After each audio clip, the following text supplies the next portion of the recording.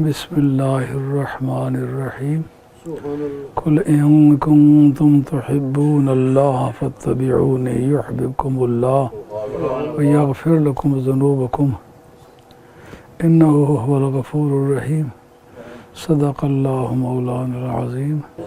معزز حاضرین، اے میرے محبوب، ان سے کہہ دو اگر تم اللہ سے پیار کرتے ہو، اللہ سے محبت کرتے ہو تو میری پیروی کرو، یہ جس طرح میں اللہ سے پیار کرتا ہوں اس طریقے سے تم بھی پیار کرو۔ تو اگر ایسا کرو گے تو یحببکم اللہ، صرف تمہاری محبت منظور نہیں ہوگی، رب تم سے بھی پیار کرے گا۔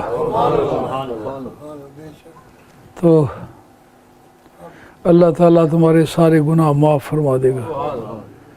گناہوں کی معافی کے بارے میں یہ نہیں کہا کہ اگر استغفار کرو گے تو، کہ اگر پیار کرو گے رب تم سے پیار کرے گا۔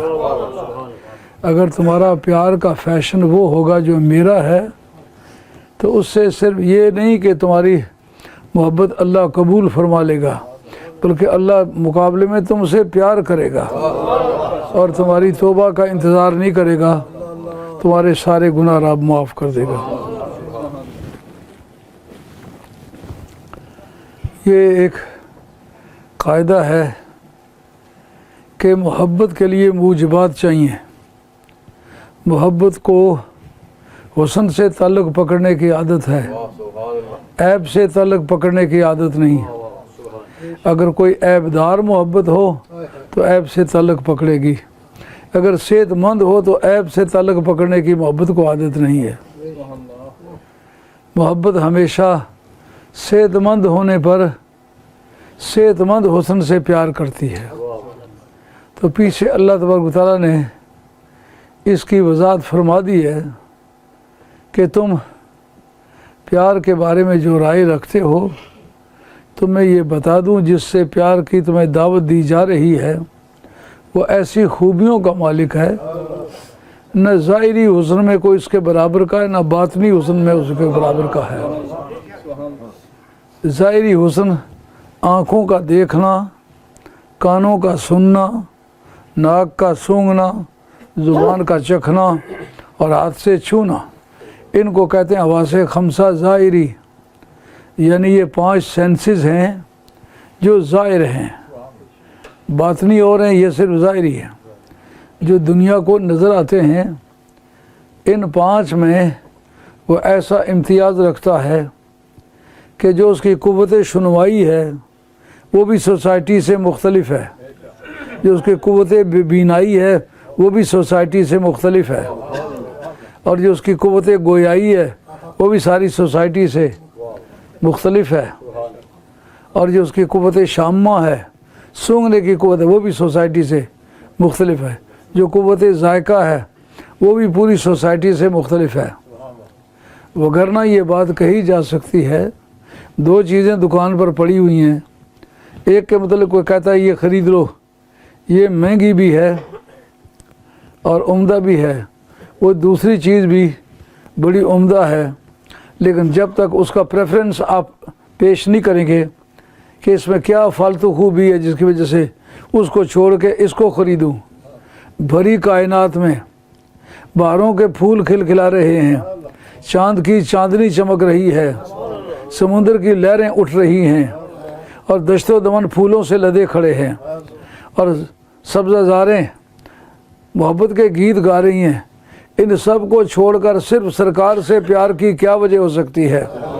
کہ اس کے اندر جو خوبیاں ہیں وہ نہ لالا زاروں میں ہیں، نہ بہاروں میں ہیں، نہ سمندر کی موجوں میں ہیں، نہ پرندوں کے نغموں میں ہیں، نہ مناظر قدرت میں ہیں، وہ خوبیاں اسی کے اندر ہیں۔ ہم نے جو اس سے پیار کی دعوت دی ہے اس کی وجہ بھی یہی ہے کہ وہ اپنی خوبیوں کے اعتبار سے کائنات میں بے مثل ہے، اس جیسا حسین بھی کوئی نہیں۔ دیکھیں، دیکھ کے مست ہونے والے کی قیمت اور ہے، کسی نے دیکھا بھالا ہی نہ ہو وہ مرتا پھرے، یہ سرکار کے حسن کی تاثیر ہے۔ مشکوٰۃ شریف کا سب سے آخری چیپٹر ہے ثواب و حاضح الامہ، اس کے اندر حضرت ابو ہریرہ رضی اللہ عنہ سے حدیث کے راوی ہیں، آپ نے فرمایا کہ مجھے بتا سکتے ہو من اعجبکم منکم بالایمان یا ایمانن، من اعجبکم ایمانن، تم سب میں سب سے انوکھا ایمان کس کا ہے؟ صحابہ کرام عرض کرتے ہیں یا رسول اللہ صلی اللہ علیہ وسلم سب سے انوکھا ایمان ملائکہ کا ہے۔ آپ نے فرمایا وہ اللہ تعالیٰ کے تجلیات کے جلووں میں رہتے ہیں، ان کے لیے ایمان لانا جو ہے کون سا مسئلہ ہے؟ ان کے لیے تو بے ایمانی کے تمام راستے بند ہیں، وہ ایمان تو ان کی ایسی مجبوری ہے کہ اس کے سوا زندگی ان کی ممکن نہیں۔ پھر کہا کہ اگر وہ نہیں تو پھر ایمان نبیوں کا سب سے افضل ہے۔ سرکار نے فرمایا نبی ایمان نہ لائیں تو کریں کیا؟ اس لیے ان پر وہی یہ الہی آتی ہے، رب سے براہ راست ان کا رابطہ ہے، اگر وہ ایمان نہ لائیں تو کیا کریں؟ انہوں نے کہا پھر سب سے اعلیٰ اور افضل اور انوکھا ایمان ہمارا ہے۔ صحابہ نے کہا، اب صحابہ کی بھری محفل ہے، سرکار ان سے پوچھ رہے ہیں اور حضرت عمر رضی اللہ عنہ اس کے بعد کے مخاطب ہیں، وہ جواب دیتے جا رہے ہیں لیکن وہ سارے ریجیکٹ ہو رہے ہیں۔ کہا کہ اگر تم مجھ پر ایمان لاتے ہو کیا تعجب کی بات ہے، تمہارا ایمان انوکھا نہیں ہے، اس لیے کہ جنہوں نے چاند ٹوٹتا دیکھا ہے، سورج پلٹتا دیکھا ہے، درخت دوڑتے دیکھے ہیں، پہاڑوں کو ناچتے دیکھے ہیں، مردوں کو زندہ ہوتے دیکھا ہے، اور بھیڑیوں کو ریوڑ چلاتے ہوئے دیکھا ہے، اور گوؤں کو کلمہ پڑھتے ہوئے دیکھا ہے، بھیڑیوں کو میرے ریوڑ چلاتے ہوئے دیکھا ہے، تو تم ایمان نہ لاؤ تو کرو کیا؟ کہا پھر یا رسول اللہ آپ ہی بتائیں ایمان انوکھا کس کا ہوگا؟ حضور نبی کریم علیہ الصلوۃ والسلام نے فرمایا تم میں سے ایمان ان کا انوکھا ہوگا کہ جن لوگوں نے مجھے دیکھا نہیں، مجھے بھالا نہیں، وہ لوگ ایمان میں افضل ہیں۔ کس لحاظ سے؟ کہ دیکھا نہیں، بھالا نہیں، میرے معجزات دیکھے نہیں، میری زیارت کی نہیں۔ جنہوں نے تو زیارت کی ہے نا، ان سے لڑی تھی آنکھ اور برسوں گزر گئے، ان سے لڑی تھی آنکھ اور برسوں گزر گئے، کچھ ایسا پلا دیا کہ اب تک خمار ہے۔ جنہوں نے تو سرکار کے مناظر دیکھے ہیں نا، معلوم ہو رہا ہے کہ ان کا گزر ہوا، معلوم ہو رہا ہے کہ ان کا گزر ہوا، کلیاں چٹک رہی ہیں فضا میں بہار ہے، کلیاں چٹک رہی ہیں فضا میں بہار ہے۔ جنہوں نے تو دیکھا ہے، جو تو آمنے سامنے آئے ہیں، ان کی تو بات کیا ہے، وہ تو فضاؤں اور ہواؤں سے بو کو محسوس کر رہے ہیں کہ سرکار کی تشریف آوری ہو رہی ہے، دل کی دھڑکن کہہ رہی ہے اس راہ سے گزرا ہے کوئی۔ حضور نے فرمایا ان من اشد الناس لی حبا یکونون بعدی یود احدہم لو رآنی بآلہ و بمالہ۔ جہاں ودہ یودو کے بعد لو آئے، وہ لو مصدریہ ہوتا ہے۔ یود احدکم ان یرانی بآلہ و بمالہ، کہ میرے کچھ امتی ایسے ہوں گے جنہوں نے مجھے دیکھا نہیں، بھالا نہیں، صرف سنی سنائی کی باتیں، اور پھر وہ ایسے شیدائی ہو گئے، وہ چاہیں گے میری جان بک جائے، مال بک جائے، عزت بک جائے، آبرو بک جائے، ہر چیز لٹا دوں، ایک مرتبہ سرکار کا دیدار ہو جائے۔ ایک مرتبہ دیکھنے کی تمنا ایسی ہے، گھر بار لٹانے کے لیے تیار۔ ایمان انوکھا تو ان کا ہے۔ تو یہ بات آپ ذہن میں رکھیں کہ دوریوں کو دور کر دینے والی کس قوت کا نام ہے؟ محبت کا نام ہے۔ ان میں محبت ایسی ہوگی کہ وہ جان مال بیچ کے میری زیارت کر لیں۔ سمجھ آئی یہ بات؟ نماز، روزہ، حج، زکوٰۃ، اس سے دوریاں دور نہیں ہوتی، محبت سے دوریاں دور ہوتی ہیں۔ کہ بے شک وہ لیٹ ہیں، اس میری بات کو نوٹ کریں گے۔ فاصلے جو ڈسٹینس ہیں وہ دور ہوتے ہیں، زمانوں کے فاصلے وہ دور ہوتے ہیں، بولیوں کے فاصلے وہ دور ہوتے ہیں، تہذیب و تمدن کے فاصلے یہ دور ہوتے ہیں۔ کس کے ذریعے سے؟ محبت کے ذریعے سے۔ سبحان اللہ، سبحان محبت زور والی چیز ہے۔ سبحان اللہ، اس لیے صحابہ کا ایک بڑا طبقہ بیعت کرتے وقت کہتے ہی یہی تھے، آپ سے پیار کرتا ہوں۔ ایک صحابی ہیں، وہ حضور کی بارگاہ میں آئے، آ کے عرض کرتے ہیں ناولنی یدا کا ابا یہ کہا یا رسول اللہ آپ اپنا ہاتھ مجھے دیجئے، میں آپ سے بیعت کرنا چاہتا ہوں۔ فناولہ یدہ، حضور نے اپنا دست گرامی ان کے ہاتھ میں دیا، ہاتھ میں پکڑ کے کہتا ہے انا احبک یا رسول اللہ صلی اللہ علیہ وسلم، یا رسول اللہ میں آپ سے پیار کرتا ہوں۔ اتنی بات، اسی کا نام ہے بیعت۔ یعنی محبت اور محبت کے تقاضے ان کو پورا کیا جائے تو بیعت کا نصاب مکمل ہو جاتا ہے۔ اور اعمال کی کمیاں، بولیوں کی کمریاں اور لنگوسٹک شارٹ کمنگز، بولیوں کا فرق اور صورتوں کا فرق، مالیت کا فرق، غریب اور امیر، ان سب دوریوں کو دور کرنے والی چیز جو ہے وہ محبت رسول ہے۔ حضرت انس رضی اللہ عنہ سے روایت ہے، بخاری کے متن میں ہے، حضرت عبداللہ بن مسعود رضی اللہ تعالیٰ عنہ ان سے بھی روایت ہے اور بخاری میں ہے، جو یہ کہتے ہیں کہ سرکار نبی کریم علیہ الصلوۃ والسلام اپنی اولاد کا کچھ نہیں سنبھال سکتے، کیسے موذی ہیں، دین سے بے خبری کی کتنی بڑی شہادت ہے، اگر وہ دین جانتے ہوتے تو کبھی ایسے نہ کرتے۔ ایک صحابی پوچھتے ہیں یا رسول اللہ یہ مجھے بتائیے، بتا ساعت یا رسول اللہ صلی اللہ علیہ وسلم، یا رسول اللہ بتائیے قیامت کب آئے گی؟ سرکار نے فرمایا ما عادت لہا، قیامت کے لیے تیاری کیا کی ہوئی ہے، کیا ہوا کیا ہے؟ کچھ اعمال تیرے پلے ہیں، نمازیں پڑھی ہیں، روزے رکھے ہیں، حج کیا ہے، زکوٰۃ دی ہے، قربانی کی ہے، فطرانہ دی ہے، کوئی اعمال بھی جمع کیے ہیں؟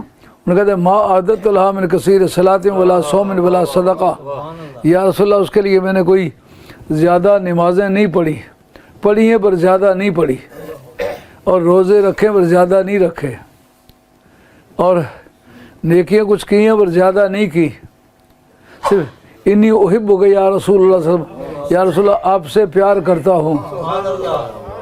اس سرکار فرماتے پھر گھبرا نہیں، انت مع من احببت، تو اس کے ساتھ ہوگا جس کے ساتھ تجھے پیار ہوگا۔ ترمذی شریف کی حدیث ہے، سرکار نے پیار کا بھی ایک کورس بتایا۔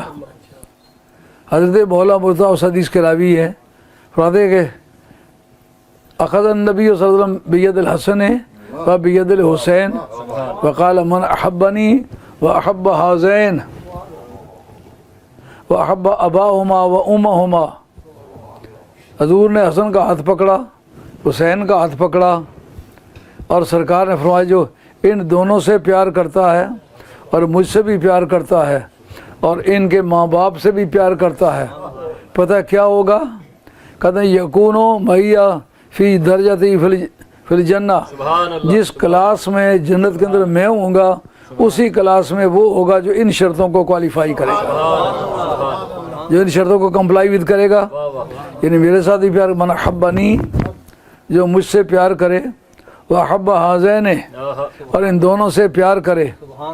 تو جنہوں نے ساری زندگی امام حسن کا دن کبھی منایا ہی نہیں، کہتے ہم محبان اہل بیت ہیں، تم منکرین اہل بیت ہو، اہل بیت میں سب سے پہلا فرد امام حسن ہے، اس سے تمہیں بہر ہے، کبھی نہ تمہارے اشتہار چھپے دیکھے، سب کے نام دیکھے، عباس علمدار کا اس میں گرامی دیکھا ہے، امام حسین پاک کا نام دیکھا ہے، اور شہیدان دشت کربلا کے نام پاک دیکھے، لیکن کبھی بھی تم نے امام حسن کا نام نہیں دیا تو معلوم ہوتا جو پہلا ممبر ہے اہل بیت کا اس کے تم منکر ہو، اس لیے تمہاری محبت تسلیم نہیں ہوگی۔ قطع نظر اس بات کے کہ تم صحابہ کرام کو برا بھلا کہو، تمہارا جو محبت ہے کا کورس ہے وہ پورا نہیں ہوتا۔ سرکار جو مجھ سے محبت کرے اور ان دونوں سے محبت کرے اور ان کے ماں باپ سے محبت کرے، قیامت میں کہاں ہوگا؟ میں فی درجتی یوم القیامہ، قیامت کے میدان میں جنت کے اندر جس جگہ میں ہوں گا۔ نماز پڑھنے سے جنت مل سکتی ہے، روزہ رکھنے سے جنت مل سکتی ہے، حج کرنے سے جنت مل سکتی ہے، اور نیکیاں عمرے کرنے سے جنت مل سکتی ہے، لیکن سرکار والی کلاس جو مل سکتی ہے وہ محبت آل بیت کے ذریعے سے مل سکتی ہے۔ فرق سمجھ آیا؟ اگر کتاب کے ریکارڈ میں یہ بات نہ ملے، ترمذی شریف کا نام لیا ہے، حیدر کرار اس کے راوی ہیں، اور نبی کریم علیہ السلام کا فرمان ہے جو ان سے پیار کرتا ہے میں میرے، وہ صرف اس کو جنت نہیں ملے گی، میرے ساتھ ہوگا، میری کلاس فی درجاتی کے الفاظ ہیں، میرے درجے میں ہوگا۔ تو یہ فاصلے جتنے مٹائے ہیں محبت آل بیت نے مٹائے ہیں، محبت رسول نے مٹائے ہیں۔ محبت رسول کے واجبات میں سے ہے سرکار کے شہر کے کانٹوں کا احترام کرنا، سرکار کے شہر کے درختوں کی عزت کرنا۔ سرکار کے حضرت امام شاہ عبد الحق صاحب محدث دہلوی نے اپنی تکمیل الایمان کے اندر لکھا ہے کہ سرکار کے شہر کے جو کانٹے ہیں نا ان کا بھی احترام کرے تو محبت صحیح ہے۔ سرکار کے صحابہ بڑی چیز ہے، سرکار کے جانوروں سے بھی پیار کرے۔ صحابہ سے نفرت کرنے والا کبھی محب اہل بیت نہیں ہو سکتا، کبھی محبان حسنین میں سے نہیں ہو سکتا، اور کبھی اس کی محبت اللہ کی بارگاہ میں قبول نہیں ہوگی، کیونکہ سرکار سے تعلق رکھنے والے جتنے بھی جانور ہیں نا ان کا نام بھی عزت سے لینا پڑے گا، ان کو اچھائی سے یاد کرنا پڑے گا۔ سرکار کا گدھا مبارک تھا جو خیبر کی جنگ میں ہاتھ لگا تھا، اس نے بتایا کہ میرے خاندان کے 60 گدھے نبیوں کی سواری بنے ہیں، مجھے بھی وقت سے پہلے بتلا دیا گیا تھا کہ تو نبی آخر الزمان کی سواری بنے گا۔ یار یہ تو نبی کے گدھوں کو اس بات کا علم ہے جو خود نبی پاک کی ذات کے بارے میں کہتے ہیں، اس نبی کو کل کا پتہ نہیں کیا ہونے والا ہے، یہ کل کی بات ہے نہ کہ میں سرکار کی سواری بنوں گا۔ پوچھا تمہارا نام کیا ہے؟ ان کا میرا نام ہے ابو یزید۔ فرمایا یہ نام مجھے اچھا نہیں لگتا، تمہارا نام ہم یہ نہیں رکھتے، تمہارا نام بھی تبدیل کریں گے۔ نام وہ رکھا جو ہرن کے معنی دیتا ہے، یافور، یافور عربی زبان میں کہتے ہیں ہرن کو، تیرا نام ہرن ہے۔ اب جناب اس کی شان کیا ہے؟ صحابی کے بارے میں تمہاری ہلکی باتیں کسی طرح کسی ایمان والے کو ہرگز قبول نہیں ہے۔ جس صحابی کو بلانا چاہتے ہیں، چٹھی رسان سرکار کا گدھا ہے، ابو یزید تھا، سرکار نے نام بدلا، کہا تیرا نام یافور رکھتے ہیں۔ اب جناب ہمارے محدثین نے کہا اس گدھے کی بے ادبی جو ہے یہ بھی نشانی منافقت کی ہے، کیونکہ سرکار کے استعمال کی چیز ہے اس کو برا سمجھتا ہے۔ کہتے کسی صحابی کو بلانا ہے، کس کو بھیجنا ہے؟ کہا باقی سارے کام لگے ہوئے ہیں، یافور تم جاؤ فلاں صحابی کو بلا کے لاؤ۔ وہ A to Z نہیں پوچھتا، وہ پوسٹ کوڈ نہیں مانگتا، سیدھا جا کے اس صحابی کے دروازے کو اس طرح سر مارتا ہے تو صحابی دروازہ کھولتا ہے، دیکھا سرکار کا چٹھی رسان کھڑا ہے، وہ بھی جانتا ہے سرکار کے پاس سے آیا ہے، مجھے بلانے آیا ہے۔ یہ تو سرکار کے گدھوں کا احترام ہے۔ اب جناب آگے آگے گدھا ہے، پیچھے پیچھے صحابی ہے، سرکار کی مجلس میں پہنچا دیتا ہے۔ تو سرکار کے گدھوں کا بھی احترام کرنا یہ مسلمان کی ڈیوٹی میں سے ہے۔ سرکار کے نالین پا لکھا ہے ہمارے محدثین نے اور بالخصوص مجتہدین نے، علامہ شامی نے لکھا ہے کہ نبی پاک علیہ الصلوۃ والسلام کے نالین پاک کا جوتے کی نوک ہے وہ ٹوٹی ہوئی ہے، اس کو وہ دیکھ کے کہتا ہے یہ تو محض جوتے کی نوک ہے، اس کی پرواہ نہیں کرتا، اس کی بے ادبی کرتا ہے، کہتا وہ کافر ہو جاتا ہے جوتے کی نوک ہے بھی ٹوٹی ہوئی ہے، لیکن ثبوت اتنا مل گیا کہ یہ سرکار کے پاؤں کا जूता मुबारक है उसका तस्मा है। यार टूटे हुए जूते की बेअदबी करे तो वो काफिर हो जाता है। तो यजीद ने नबी पाक की औलाद की बाडियों की बेअदबी की है और उसने नबी पाक के ख़ानदान के खैमे जलाए हैं और ख़ानदान नबूवत की साहबजादियों को हथकड़ियाँ लगाई हैं। हालांकि बदायतुल मुज्तहिद व निहायतुल मुक़्तसिद ये किताब है मज़ाहिब अरबा के तक़ाबली मुताले की, मदीना यूनिवर्सिटी में पढ़ाई जाती है। उसके अंदर है कि काफिर मुल्क पर भी अगर फ़तह हासिल करो, औरतों को हथकड़ियाँ लगानी मना है जब तक वो खुद लड़े नहीं। उनके मजहबी पेशवाओं को, मतलब महंत हैं, भाई हैं, गुरु हैं, उनको हथकड़ियाँ लगानी मना है। वजह कहा वो तुम्हारे नज़दीक बुज़ुर्ग तो नहीं है, लेकिन जिनसे लड़े उनके नज़दीक तो बुज़ुर्ग हैं। लड़ने वालों के साथ लड़ना तो जो बहादुरी है, तो जो जिनका तकद्दुस उनको रोकता है लड़ने से, उनको क्यों मारते हो? तो इन्होंने कौन सी कसरत छोड़ी है? बुज़ुर्गों में इमाम ज़ैनुल आबिदीन जैसा बुज़ुर्ग कौन हो सकता है? उनके सिलसिले सनद को कहते हैं सिलसिला ज़ाबिया और असख़ुल असानीद मुक़दमा इब्न सलाह के अंदर है। जो रवायत हज़रत इमाम ज़ैनुल आबिदीन करें इमाम हुसैन से, इमाम हुसैन रवायत करें इमाम हसन से या अली मुर्तज़ा से, वो सैयदुल अंबिया से, का उसके बराबर की सनद इस्लाम की रवायतों में कोई नहीं है।